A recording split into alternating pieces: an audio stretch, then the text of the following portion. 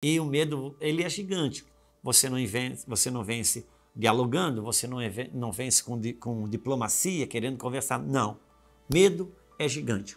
Ou você enfrenta e derruba, ou você se torna refém dele.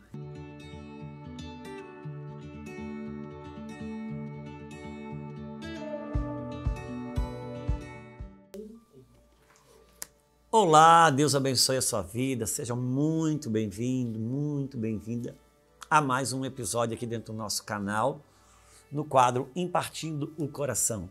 Lembrando a você que o nosso canal tem muitos outros conteúdos para você desfrutar. E você tem como, de uma maneira muito simples, muito fácil e sem nenhum custo, propagar, ajudar os nossos conteúdos a ir mais longe, os mesmos que abençoem a sua vida, nos ajude a fazer com que a plataforma coloque mais longe esse conteúdo, essa mensagem. É simples. Primeiro se inscreva no canal, acione o seu sininho e faça algum comentário, dê um like. É só uma maneira de impulsionar essa mensagem para ela ir mais longe. Hoje eu vou ler um versículo só, principalmente para o povo de Deus e homens e mulheres que conhecem um pouquinho da Bíblia, sabe desse episódio que quando Deus enviou, quando Moisés enviou os 12 espias para Canaã, para espiar a terra, passaram lá 40 dias olhando a terra, viram que a terra tinha fruto do jeito que Deus falara, mas eles viram também gigantes e eles voltaram amedrontados, e todos conhecem essa história. 10 daqueles 12, a grande maioria, voltaram apavorados, carregados de medo, concluíram que Deus não iria conseguir fazê-los adentrar aquelas terras e tomar posse delas, visto que a terra e os homens que lá habitavam se tornaram aos olhos daqueles homens muito poderosos. Então eles ficaram amedrontados e isso lhe custou o preço deles andar 40 anos no deserto, e todos morreram ali e não entraram, exceto 2 que você bem sabe, que é Josué e Caleb. Mas eu só queria ler um versículo da narrativa, em que estado, a maneira com que eles estavam quando trouxeram o relatório acerca da terra. Versículo 33 do capítulo 13, tem bastante 3 aqui, capítulo 13 de Números, versículo 33, os 10 voltaram apavorados, dizendo o seguinte: também vimos ali gigantes, entre parênteses, pois os descendentes de Anak são de raça gigante, e éramos, aos nossos próprios olhos, como gafanhotos, e assim também éramos aos olhos deles. Uau, que coisa interessante. Primeiro, a capacidade, o poder que o medo tem de ampliar os obstáculos, o poder que o medo tem de ampliar as barreiras e se tornar assustadores. Por isso que na Bíblia Sagrada a referência do Antigo Testamento, a referência do espírito do medo está na pessoa, no grupo dos filisteus. Golias, ele era um filisteu, e aquele embate, aquele confronto entre Davi e Golias, todos conhecemos, e eles são um símbolo do espírito do medo. Eles eram grandes, gigantes, porque a Bíblia está tentando comunicar para mim e para você que medo, ele é para nós um gigante. E assim como ele apresentou medo como gigante na pessoa de Golias, ele também apresentou como que se vence isso. E o medo, ele é gigante. Você não vence dialogando, você não vence com diplomacia, querendo conversar. Não. Medo é gigante. Ou você enfrenta e derruba, ou você se torna refém dele. E, claro, quem está falando para você que não é um super-homem, nós sabemos que tem áreas da nossa vida que são regidas por medo. E o medo é uma coisa interessante, porque ele parece não trabalhar com o nosso raciocínio. Tem coisas que a sua inteligência admite que algo é inofensivo, porém, nas suas emoções, você tem medo daquilo. Precisa dizer para uma pessoa que tem medo de lagartixa, que a lagartixa não morde, não tem veneno. Não, a pessoa sabe, mas aquilo é um pavor para ela. A inteligência dela sabe, mas as emoções dela não creem dessa forma.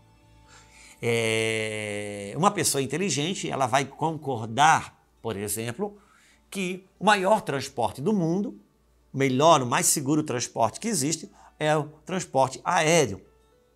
Agora, não adianta você falar isso para suas emoções. Quando você tem medo, você não quer viajar, porque o medo é uma fé ao contrário. Então, a pessoa que tem medo de viajar de avião, por que ela não vai? Porque ela tem mais fé que o avião vai cair do que ele vai chegar no outro lado, porque o medo é uma fé ao contrário. Mas como a fé trabalha com projeção do futuro para trazer para o presente, porque a Bíblia fala que a fé é o firme fundamento das coisas que não se vê e daquilo que se espera, e você tem o poder de trazer para o mundo visível o que você, pela fé, imaginou no invisível, o medo tem a mesma operação. Você tem o poder de trazer para você aquilo que na verdade não existe. Então, e como que ele opera? Eles trouxeram um relato e disseram assim: nós éramos diante deles aos nossos próprios olhos como gafanhotos. E olha o próximo passo. E assim o éramos também aos olhos deles. Então, o relato daqueles homens amedrontados era o seguinte: nós, aos nossos olhos diante deles, nós éramos como gafanhotos. E eles também nos viam da mesma forma. Por quê? Porque você sempre vai achar que o outro te vê da maneira que você se enxerga. A gente sempre vai achar que os outros veem a gente da maneira que a gente se enxerga. Então, não necessariamente o povo da terra que estava lá viam eles como gafanhotos. Não, eles disseram o seguinte: nós, aos nossos próprios olhos, nos vimos como gafanhotos. E era assim que eles nos enxergavam. Por quê? Porque eu sempre acho que eu sou visto na maneira que, de fato, eu me vejo. Ou seja, o meu óculos sobre mim mesmo é que vai definindo como eu acho que o mundo me vê, como as pessoas pensam. É por isso que a gente tem um grande desafio. A fé que Deus nos deu foi uma fé que vai nos dando passos de vitória sobre os nossos medos. É por isso que na Bíblia não é errado você dizer que o contrário de fé não é incredulidade. O contrário de fé é medo. Por quê? Jesus tinha uma prática de dizer: não temas, tenha fé. Ou seja, a fé, ela é o que sustenta toda a incredulidade. E ela nos dá um óculos para nos enxergar de forma minúscula, e esse mesmo óculos diz para a gente que é assim que os outros nos veem. E aí nascem as nossas vergonhas, nascem as nossas timidez, o medo de pagar um mico, o medo de falar errado, o medo de se perder, enfim. Por quê? Porque se eu falar errado, todo mundo vai achar que eu sou um medíocre, que eu sou... Nem todo mundo vai achar nada, talvez. Sou eu da maneira que eu me vejo, acreditando que é assim que os outros me veem. É muito interessante, porque isso dita os comportamentos. Eu separei aqui no meu computador, aqui no meu tablet, um texto que acontece também, muito interessante, que quando os irmãos de José, no Egito, depois de ter vivido aquela experiência de ter vendido José, traído José e já sido perdoado por José, mais tarde José perdoou eles, botou eles para dentro do Egito, deu condição de todos os 11 irmãos ficar prósperos lá dentro, enfim. Só que aconteceu que quando o pai de José morreu lá dentro do Egito, os 11 irmãos se preocuparam: eita, agora vai ser a hora que José vai se vingar da gente. Isso está onde? Está em Gênesis, no capítulo 50, no versículo 15. Se você permitir, eu vou ler para você. Diz assim, ó: vendo os irmãos de José que seu pai já era morto, disseram: é o caso de José nos perseguir e nos retribuir certamente o mal todo que lhe fizemos.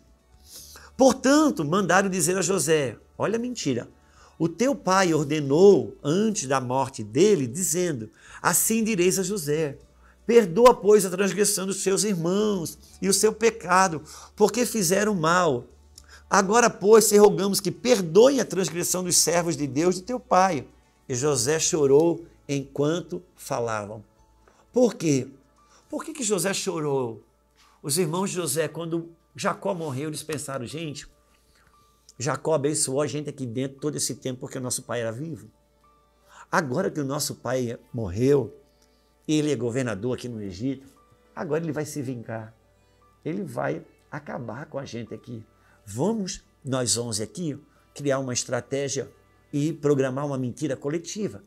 Vamos dizer que o nosso pai, antes de morrer, pediu para a gente chegar até José e dizer: José, perdoa os teus 11 irmãos, não leve em conta o que eles fizeram lá atrás. E José chorou. José chorou. Por que José chorou?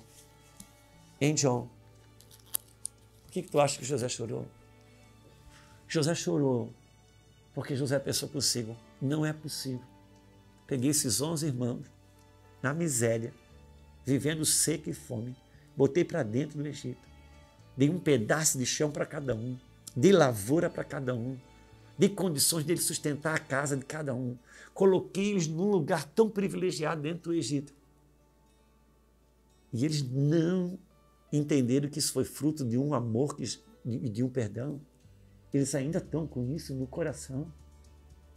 José chorou, porque José pensou: meu Deus, eles não entenderam nada até agora. E sabe por que eles fizeram isso? Sabe por que eles pensaram que José ia retribuir esse mal?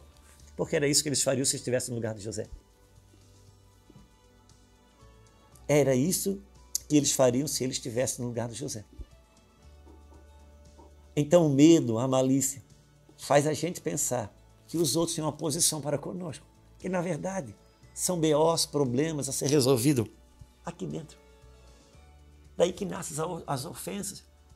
Às vezes numa brincadeira que alguém faz, alguma coisa que alguém falou, um comentário no grupo do WhatsApp. A gente com os nossos BOs aqui dentro cria problemas nos nossos relacionamentos aqui fora. Por isso que a fé que Deus nos deu é primeiro para sarar aqui.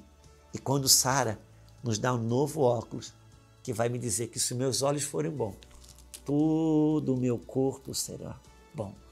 Por isso, é um desafio para mim, um desafio para você. Olhar com os óculos da fé, que opera pelo amor. E a gente vai olhar os outros diferente. Por quê? Porque a gente passou a se ver diferente. E a gente não fica mais refém. Não é dos outros, não. É refém dos nossos próprios BOs aqui dentro. Por quê? Porque a maioria dos problemas relacionais que eu tenho do lado de fora são fruto de uma briga que eu tenho comigo aqui do lado de dentro. A maioria dos problemas relacionais que eu tenho do lado de fora tem a ver com uma parte que eu estou de mal comigo aqui dentro. Uma vez que eu resolvo, tem uma resolução aqui dentro, eu passo a ver tudo com outros olhos. Meus avanços são gigantescos. E eu quero deixar isso aqui dentro do seu coração como o tema dessa semana para a gente refletir. E até a próxima semana, você sabe que estaremos aqui de novo com mais um Em Partindo o Coração. Portanto, Deus abençoe a sua vida.